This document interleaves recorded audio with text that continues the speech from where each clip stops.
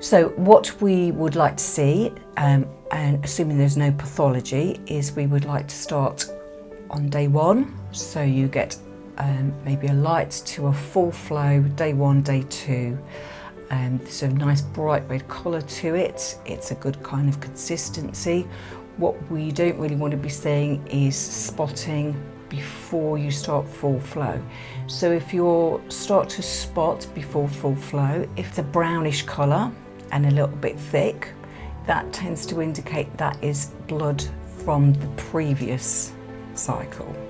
So that's going to give certain indications maybe about the positioning of the uterus. So if the uterus is tilted backwards, you're far more likely to get that brown sludgy kind of blood, old blood, stagnant blood at the beginning in terms of spotting.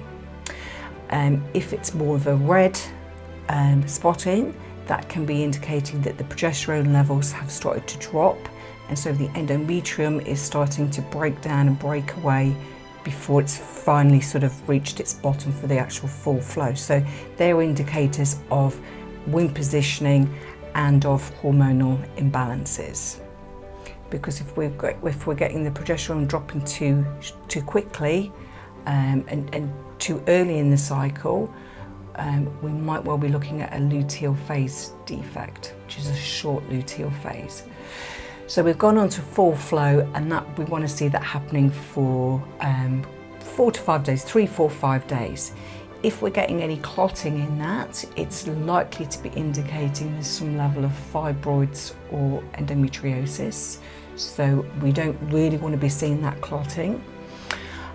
So we also don't really want to be seeing any level of pain. So pain in a menstrual cycle is indicative of other issues. So it might be that you've got trigger points in the abdominal muscles. It can be hormonal stuff. It can just be that the uterus, the womb, is just trying to work too hard to contract, to push out the blood. So that's kind of indicating there's something going on. It might be a stagnation of energy in that area, but that's certainly something that needs to be looked at, because when we've got a good menstrual cycle, we wouldn't be expecting to have any level of pain, and certainly not after day 1, day 2, day 3, whatever. Also, pain can be indicating endometriosis. If that's the case, it might well be starting before the flow actually starts. So it depends the severity of the endometriosis as to how long in your cycle you're going to have pain. I don't think pain necessarily denotes that there is any pathology, and certainly if you're just getting pain on day 1, I don't think that indicates pathology. So I've had pain on day 1 for years and years and years, really until I started doing some real sort of self-care work on myself, so doing womb massage, using castor oil packs, and really starting to clear things energetically and get into flow with my own, with my womb and my cycle. So we've finished the bleed, and then really what we want to see is we're moving into a regular cycle. So we have a regular cycle. Slight discrepancy about what a regular cycle is, but I would say anything from a couple of days difference per cycle is pretty regular. So 26 to 28 is fine.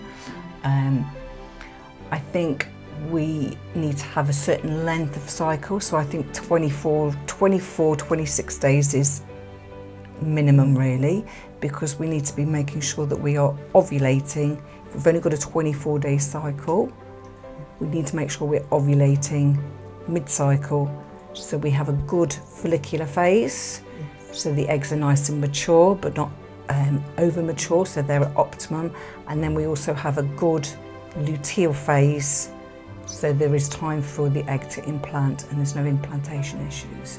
So 24, 26 days I think is kind of minimum, and we want it to be a regular cycle, so as regular as possible within a couple of days.